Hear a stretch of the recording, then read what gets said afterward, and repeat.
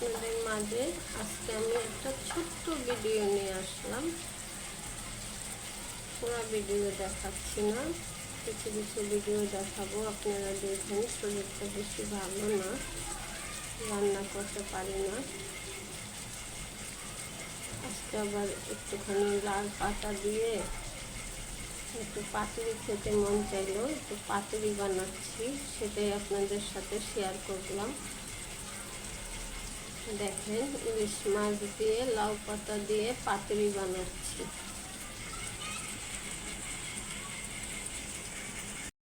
বন্ধুরা, ইলিশ মাছ দিয়ে লাউ পাতা দিয়ে, লাউ পাতার ভিতরে ইলিশ মাছ ভরে ভরে পাতুরি বানাচ্ছি। এখন আমি এটাকে উল্টিয়ে দেবো। এটা উল্টিয়ে দেবো, ভালো লাগতেছে না, তারপরও আপনাদের মাঝে একটা ভিডিও করলাম, আপনারা ভিডিওটা দেখেন আর আমার জন্য সবাই দোয়া করবেন। যদি আল্লাহ আমার হায়াত রাখে আপনাদের ভিতরে থাকবো, আর না হলে তো আপনাদের কাছ থেকে চলে যেতে হবে।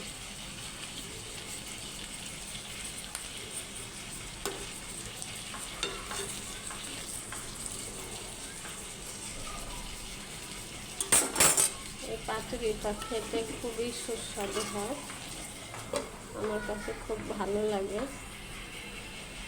আমার পাতুরিটা আরেকটা পিঠ উল্টে দিই, হয়ে গেছে।